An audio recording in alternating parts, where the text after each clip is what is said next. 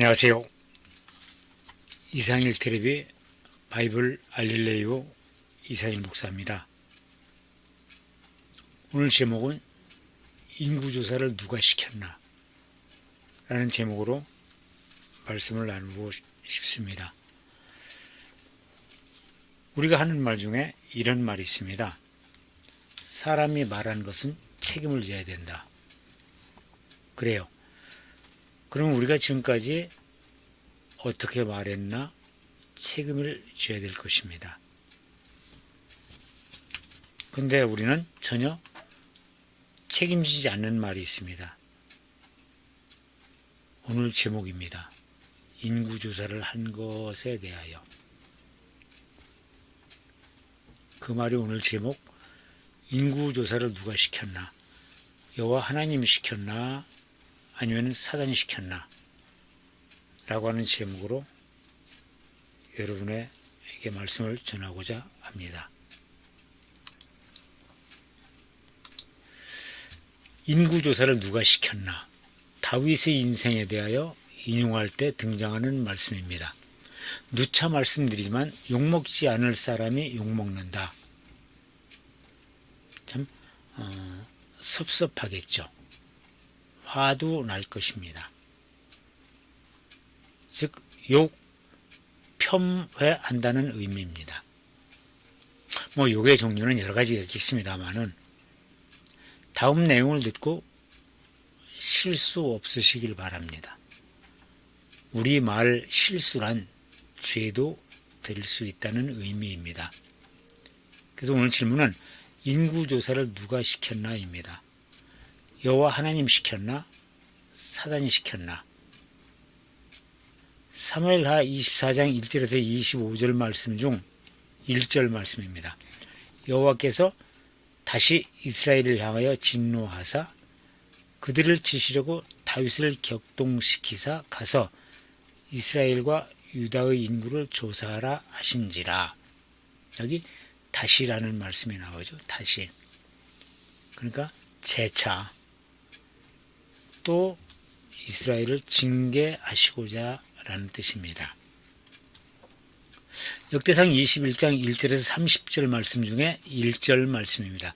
사탄이 일어나 이스라엘을 대적하고 다윗을 충동하여 이스라엘을 계수하게 하니라. 사건 내용을 보면은 같은 사건입니다. 7만 명이 죽임을 당한 사건. 7만 명이. 대상은 이스라엘 백성 때문입니다. 사무엘하 24장 1절에는 이스라엘을 향하여 진노하사, 즉 여호와께서 이스라엘의 삶을 통하여 그들이 하는 행위를 통하여 진노하사.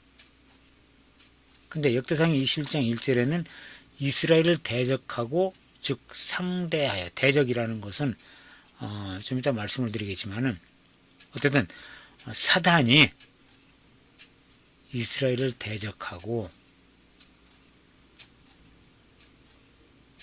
오늘 봅니다. 진노하사. 지금 여호와 하나님께서 진노하셨다라는 뜻입니다.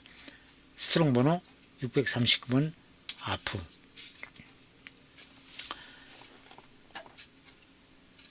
아마 코 또는 콧구멍 따라서 얼굴, 때때로 사람, 또한 고통 중에 급한 호흡에서 분노, 이렇게 여러 가지 의미로 해석을 하게 됩니다. 문장에 따라서 오래 참음, 코, 콧구멍, 콧김 같이 있는, 이렇게 그 문장에서 요구하는 것이 무엇이냐에 따라서 이렇게 변할 수가 있습니다. 그래서 여기에 적용구가 콧구멍, 코, 얼굴, 또 분노, 분노가 있죠? 분노. 이런 뜻으로 해석이 된다라는 거예요. 그래서 얼굴을 주제로 하는 문장이면은 얼굴로 해야 되고, 화가 나 있는 이런 오늘 본문 말씀처럼 여호와 하나님께서 분노하시다, 진노하다, 여기는 또 분노,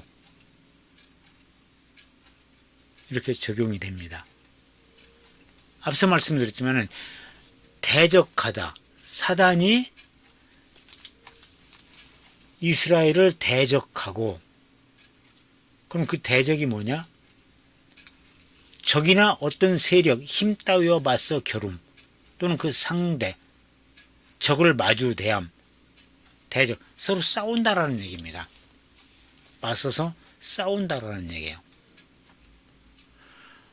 사무엘하 24장 1절 여호와 하나님께서는 진노하사 일방적으로 이스라엘 민족을 징계하실 목적으로. 근데 역대상 21장 1절은 사단이 이스라엘을 대적하고, 즉 같이 맞서 겨룬다는 얘기예요. 맞서서 겨룬다?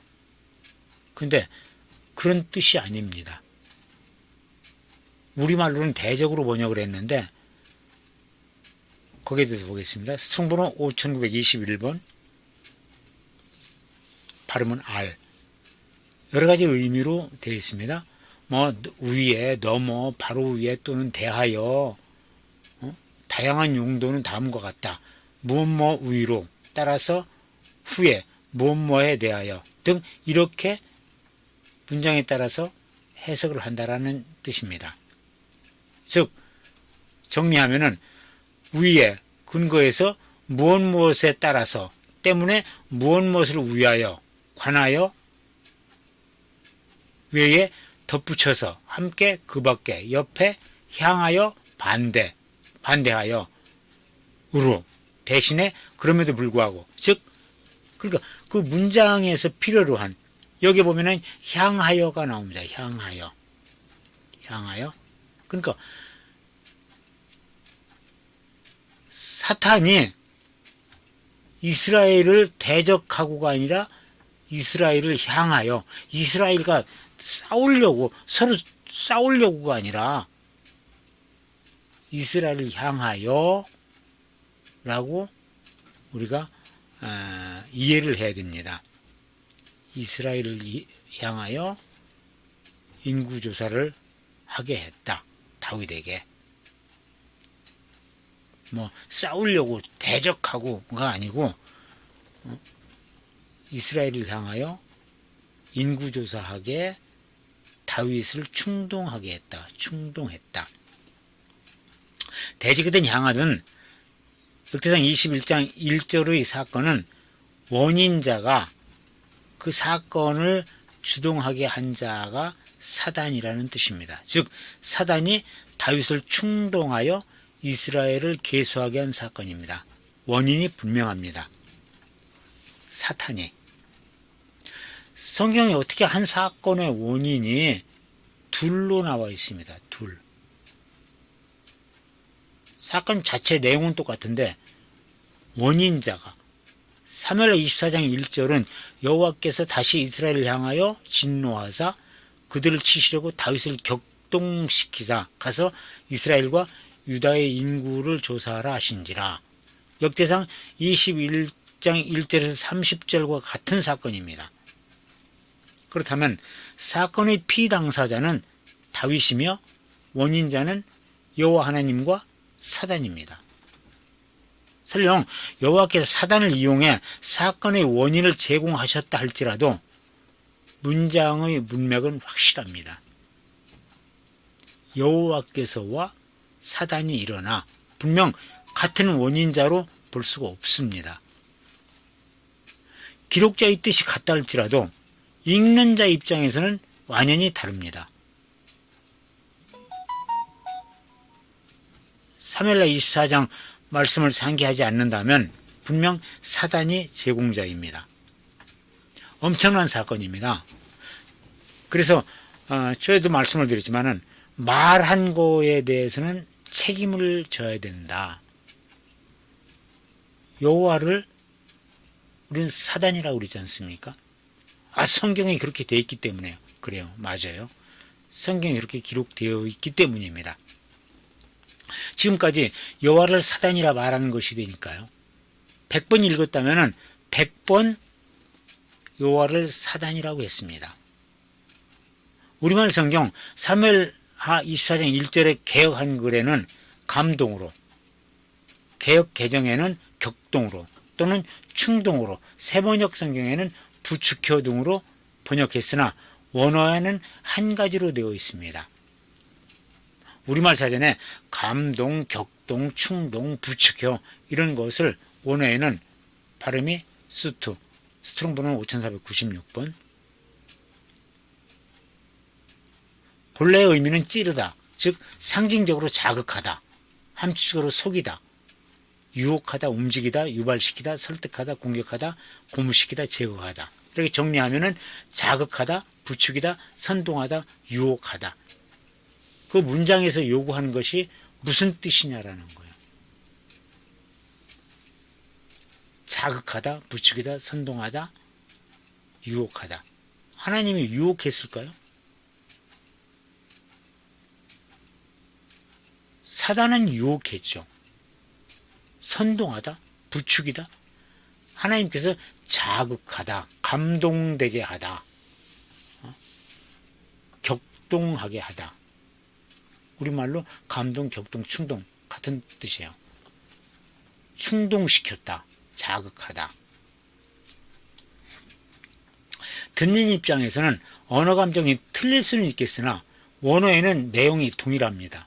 아무튼 문장의 문맥으로는 도저히 상상할 수 없는, 제가 궤변이라고 그랬는데 궤변을 우리는 지금까지 독백했습니다. 기록되어 있기 때문에. 역대상 21장 때문에 다윗이 교만한 자가 되었고 이스라엘 백성이 다윗 때문에 죽임을 당하는 사건으로 둔갑되었습니다. 하지만 사무엘사 24장은 여호와 하나님의 계획이었지만 정작 다윗은 하나님의 계획을 모르고 자책하며 용서를 구합니다. 다윗의 교만한 사건이 아닌데도 불구하고 세상에 선포되는 설교는 다윗을 궁지로 몰아넣고 있습니다. 어느 유명한 목사님의 설교에 다윗의 평생 실수가 두 가지가 있는데, 첫째는 우리아 사건이고 또 하나는 인구조사 사건이라는 것입니다.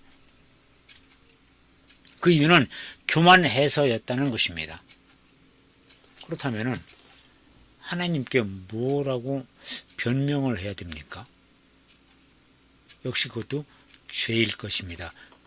껄핏하면 죄 하는데, 아무튼 우리는 생각을 많이 해야 됩니다. 이거는 하나님의 계획이 이스라엘을 향하여 진노하사 징계하실 목적이었는데 다윗에게 징계의 원인을 제공한다면 하나님께서 잘못하셨습니다라고 변명하는 꼴이기 때문입니다. 다윗을 욕한다면은, 다윗에게 모든 책임을 넘긴다면은 결국은 하나님께서 그렇게 하도록 시키셨는데 결국은 하나님을 폄하하는 거 아닙니까? 지금까지 우리가 취한 행동에 대하여 뭘 할 것이며 성경책의 무모를 어떻게 해야 할 것인가요? 성경에 쓰여 있어서 그랬다고 면죄부가 될까요? 깊은 생각이 필요할 때입니다. 그러면 역대상 21장 1절이 계속 존재해야 합니까? 성경을 말할 때 다음 말씀을 인용합니다. 디모데후서 3장 16절, 모든 성경은 하나님의 감동으로 된 것으로 교훈과 책망과 바르게 함과 의로 교육하기에 유익하니, 이 말씀이 하나님의 감동으로 집필이 되어 영원히 존재되어야 할까요? 이것도 성경이니까 라고 끝까지 주장하는 분이 있을까 묻고 싶습니다. 아무튼 성경은 하나님께서 친필로 주신 것이 아닙니다. 하나님 뜻이 아니고 신앙의 걸림돌이 된다면 분명 우리는 과감한 결단이 필요합니다. 설교나 교육은 들을 때 듣는 사람에게만 필요합니다. 그러나 문서는 영원히 존재할 것입니다. 여러분의 기도와 성토가 필요할 것입니다. 오늘도 여러분의 삶에 행운이 있기를 소원하며 하나님께서 관심을 가지시는 여러분이 되시기를 간곡히 빕니다. 그러면 또 다음 시간에 만나 뵙겠습니다. 안녕. 또 안녕히 계세요.